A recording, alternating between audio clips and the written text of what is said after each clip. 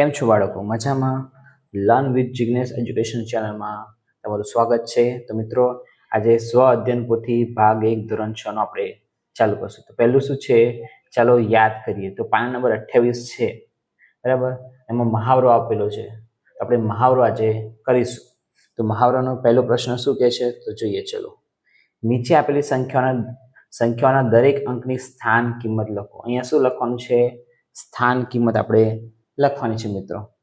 તો પહેલી સંખ્યા છે, તો દરેકની સ્થાન કિંમત લખવાની છે. તો પહેલી સંખ્યા છે 83,468, બરાબર. હવે આપણે જોઈએ તો જે પહેલો અંક હોય એ કયો છે? 51. પછી દશક, 100, 1000 અને 10,000. તો 8 ક્યાં પર આવેલો છે? 10,000. તો 10,000ના સ્થાન પર શું આવેલું છે? 8, બરાબર. પછી 10,000 પહેલા શું આવે? 1000. તો 1000ના સ્થાન પર શું છે? 3. એની સ્થાન કિંમત જોશું. પછી 4 શાના પર છે? તો 100ના સ્થાન પર છે, એની સ્થાન કિંમત શોધશું. પછી 6 દશક ઉપર છે અને 8 એકમના સ્થાન પર. તો દરેકની સ્થાન કિંમત શોધીશું. તો મિત્રો, જ્યારે એ 10,000 પર હોય તો આપણે શું 8 ને કેટલા વડે ગુણશું? 10,000. તો કેટલી એની કિંમત થશે? 80,000, બરાબર. એ રીતે 3 શું છે? 1000ના સ્થાન પર છે, તો 3 ને કેટલા વડે ગુણશું? 1000 વડે, બરાબર. તો કેટલું થશે? 3000. 4 100ના સ્થાન ઉપર છે, તો 4 ની સ્થાન કિંમત કેટલી થશે? 4 ગુણ્યા 100 એટલે 400. 6 શાના ઉપર છે? દશકના સ્થાન પર, એટલે 10 વડે ગુણશું, તો 6 ગુણ્યા 10 60. 8 એકમના સ્થાન પર છે, તો કેટલા વડે ગુણશું? 1 વડે, તો 8 ગુણ્યા 1 8 થાય. મિત્રો, આ એક રીત છે, પણ બીજી આપણે તમને સહેલામાં સહેલી રીત કહું. તો 8 છે, તો પહેલા આપણે 8 લખી દઈએ, બરાબર. હવે 8 પછી કેટલી સંખ્યા છે? 1 2 3 અને 4. તો 4 શૂન્ય લગાવશું, તો 1 2 3 અને 4. તો 8 જે 10,000ના સ્થાન ઉપર છે, તો એની સ્થાન કિંમત કેટલી થશે? 80,000. ચલો, હવે 3 આયા, તો 3 પછી કેટલા સંખ્યા છે? તો 3 પછી કેટલી સંખ્યા આવે? 1 2 અને 3. તો કેટલા શૂન્ય મૂકશું? 3 2 અને 3. ચલો, 4 આયા, 4 પછી કેટલી સંખ્યા છે? 1 અને 2. તો 4 પછી આપણે કેટલા 0 મૂકશું? 2. 6 આવ્યા, 6 પછી કેટલી સંખ્યા છે? 1. તો કેટલા શૂન્ય મૂકશું? 1, બરાબર. હવે 8 આવ્યા, 8 પછી કોઈ સંખ્યા નથી, તો આપણે 1 પણ 0 મૂકશું નથી. તો મિત્રો, આપણે દરેકની સ્થાન કિંમત એકદમ સહેલી રીતે શોધી શકીએ. ચલો, બીજો પ્રશ્ન જોઈએ, બીજા નંબરનું. તો બીજું છે 36,789. તો જો એકમ, દશક, 100, 1000, 10,000, બરાબર. તો ટૂંકમાં તમને યાદ ના રહે તો ઉપર લખી શકો એકમ, દશક, 100, 1000 અને 10,000. તો 3 કયા સ્થાન ઉપર છે? 10,000ના સ્થાન ઉપર છે, તો બરાબર. તો 3 પછી કેટલી સંખ્યા આવે? 1 2 3 અને 4. 4 સંખ્યા આવી, તો 3 પછી કેટલા 0 મૂકશું? 4 1 2 3 અને 4, બરાબર. પછી 6 આવ્યા, 6 કયા સ્થાન ઉપર છે? 1000ના સ્થાન પર. તો એની સ્થાન કિંમત જોઈએ. તો 6 પછી કેટલી સંખ્યા છે? 1 2 અને 3. તો કેટલા શૂન્ય મૂકશું? 3 1 2 અને 3. હવે આવ્યા 7. 7 કયા સ્થાન પર છે? 100ના સ્થાન ઉપર, બરાબર. તો 7 પછી કેટલી સંખ્યા છે? 1 અને 2. તો કેટલા શૂન્ય મૂકશું? 1 અને 2. ચલો, હવે કોણ આવ્યું? 8. 8 કયા સ્થાન પર છે? દશકના સ્થાન પર. તો એની સ્થાન કિંમત જોઈએ. 8 પછી કેટલી સંખ્યા છે? 1. 1 શૂન્ય મૂકશું. હવે 9. 9 કયા સ્થાન પર છે? એકમના સ્થાન પર. તો 9 પછી કઈ સંખ્યા છે? નથી, તો 1 પણ 0 મૂકશું નહીં. તો આપણે દરેકની સ્થાન કિંમત આ રીતે શોધી શકીએ. 3ની સ્થાન કિંમત, 6ની, 7ની, 8ની અને 9ની સ્થાન કિંમત. ખ્યાલ આવી ગયો મિત્રો? ચલો આગળ જોઈએ.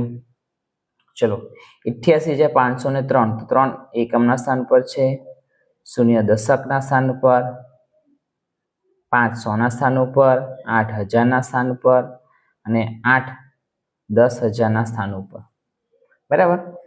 તો જો જે પહેલો 8 છે એ કયા સ્થાન ઉપર છે? 10,000ના સ્થાન પર. એની સ્થાન કિંમત જોઈએ. તો 8 લખ્યા, 8 પછી કેટલી સંખ્યા છે? તો 1 2 3 અને 4. તો કેટલા 0 આવશે? 4 1 2 3 અને 4.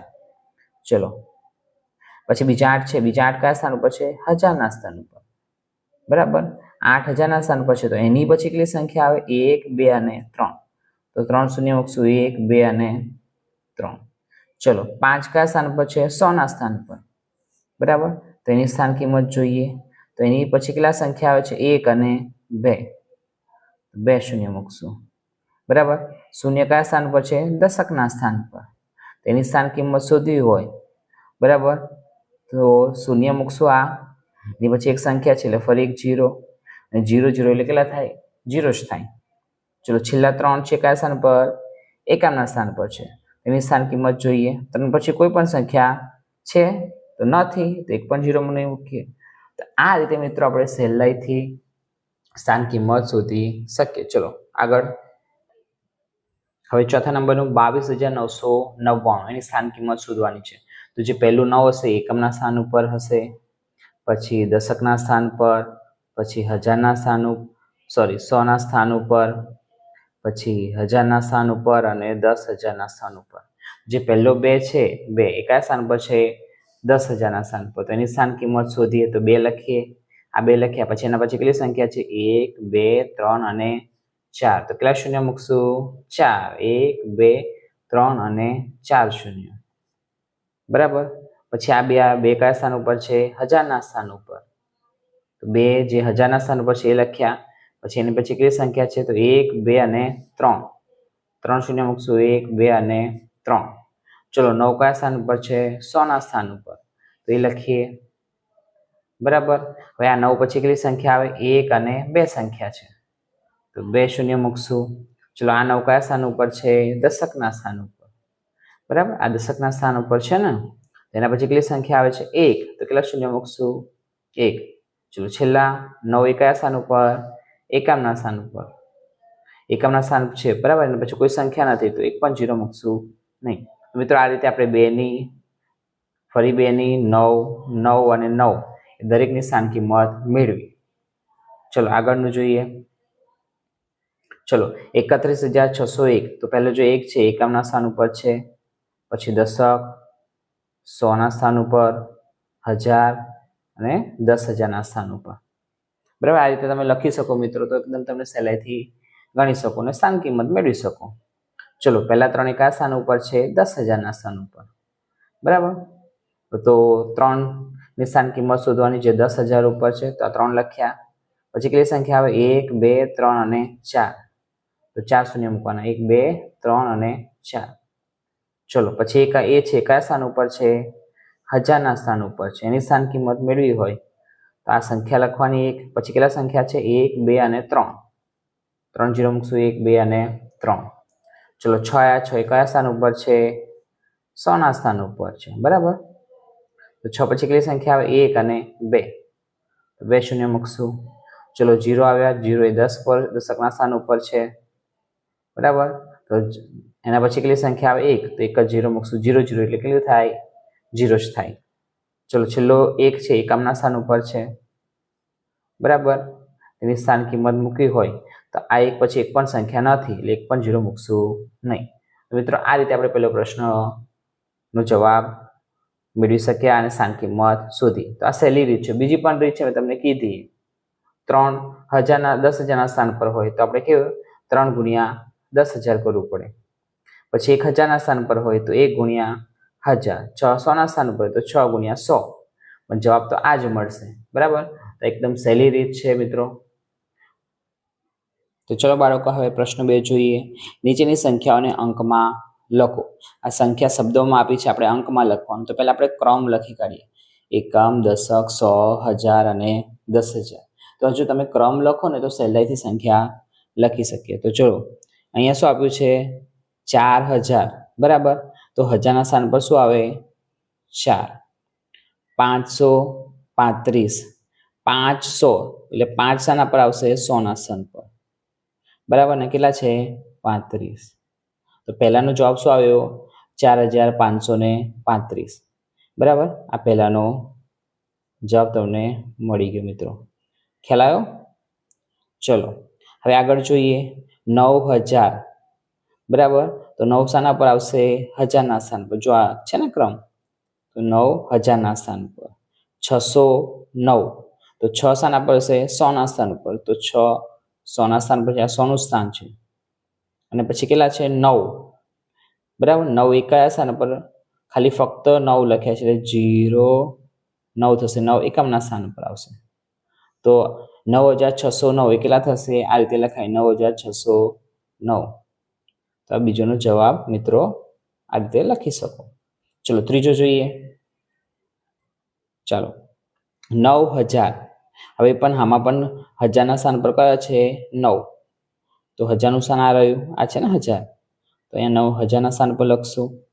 ચલો પછી શું છે? 800. 8 શાના પર છે? 100ના સ્થાન પર. તો 100ના સ્થાન પર કેટલા આવશે? 8 ને 87, બરાબર. ચલો પછી શું છે? 87. તો આ રીતે લખાય 87. ચલો આ રીતે જવાબ મળ્યો આપણે ત્રીજાનો 9887. હવે ચોથું જોઈએ 6000. તો 6 કયા સ્થાન પર હશે? હજારના સ્થાન પર. તો હજારના સ્થાન પર કેટલા આવશે? 6. પછી 700. તો 100ના સ્થાન ઉપર કયું હશે? 7. 100નું સ્થાન પર આવશે 7. 89, બરાબર. તો આ રીતે આવશે 89. 8 8 9 89. તો 6789. જો મિત્રો તમે આ ક્રમ લખ્યો ને તો કોઈ પણ સંખ્યા તમે સહેલાઈથી લખી શકો. ચલો આગળ જોઈએ 7000. તો હજારના સ્થાન પર શું હશે? 7. ચલો પછી 500. તો 100ના સ્થાન પર કયું હશે? 5. તો આ 100નું સ્થાન છે તો અહીંયા 5 આવશે. 29. તો આ રીતે લખશું 29. તો 7529. ચલો છેલ્લું 15000, બરાબર. તો અહીંયા જો 15000. તો અહીંયા આપણે 15 એક બે સ્થાન લખાય, બરાબર. હજારના સ્થાન પર શું છે? 15. તો આ 1000નું છે ગ્રુપ. તો અહીંયા લખશું 15000, બરાબર. 10,000 અને 1000ના સ્થાન પર આપણે લખશું 15. એ બધું 1000 પર આવશે. પછી 200. તો 200. 100ના સ્થાન પર શું આવશે? 2. 51. તો 5 એકડ 51. તો 15251. તો આ રીતે લખાય. ચલો મિત્રો ખ્યાલ આવ્યો? તો આગળનો પ્રશ્ન જોઈએ. આગળના પ્રશ્નમાં આપણે શું લખવાનું છે? નીચેની સંખ્યાઓને શબ્દમાં લખવાની છે. તો પહેલી સંખ્યા છે 8977. તો પહેલા અલ્પ વિરામ મૂકી દેવાનું. 1 2 અને 3 આંકડા પહેલા અલ્પ વિરામ આવે, બરાબર. જો તમને વાંચતા ના આવડતું હોય તો આપણે પેલું શું કરીએ? આ જે ક્રમ લખ્યો છે એ લખી દઈએ.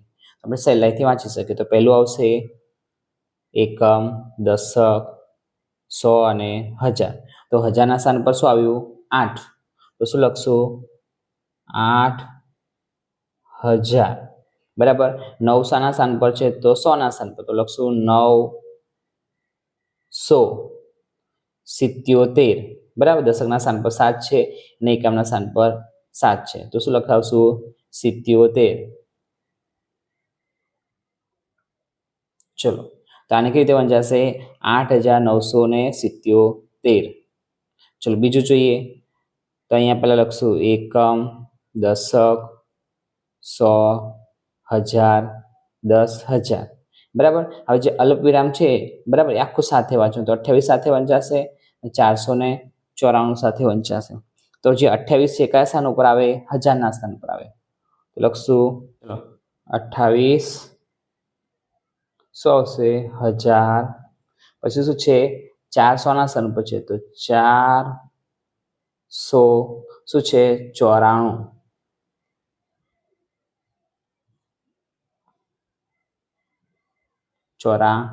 ચલો પછી આ જો આ વાંચીએ તો એકમ, દશક, 100, 1000, 10,000, બરાબર.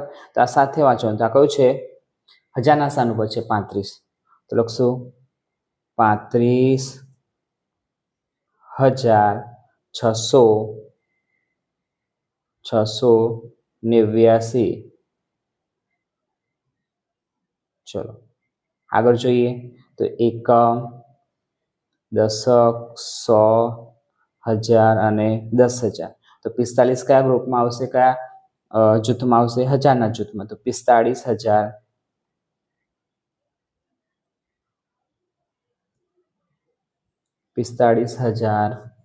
307 300 ના સ્થાન ઉપર છે તો 307. ચલો મિત્રો છેલ્લું તો એકમ, દશક, 100, 1000 અને 10,000. આ રીતે તમે લખો તો સહેલું પડે. અને જે અલ્પવિરામ છે એ આખું સાથે વાંચો તો 45 શાના જૂથમાં આવ્યું છે? 1000ના. તો લખીએ 45 1000. 6 શાના પર છે? 100 ના સ્થાન પર તો 633. બરાબર. તો મિત્રો આ જે મહાવરો છે આપણે અહીંયા પૂર્ણ થાય છે. જો તમને સમજાયું હોય તો કમેન્ટ કરજો, અને જો ના સમજાયું હોય તો પણ મિત્રો કમેન્ટ કરજો, જેથી મને ખબર પડે કે તમે કયા પ્રશ્નમાં તમે સમજી શક્યા નહીં. અને જો મારો વિડીયો ગમ્યો હોય તો તમે લાઈક કરજો, અને જો તમે ચેનલમાં નવા હોય તો મારી ચેનલને સબસ્ક્રાઈબ કરજો.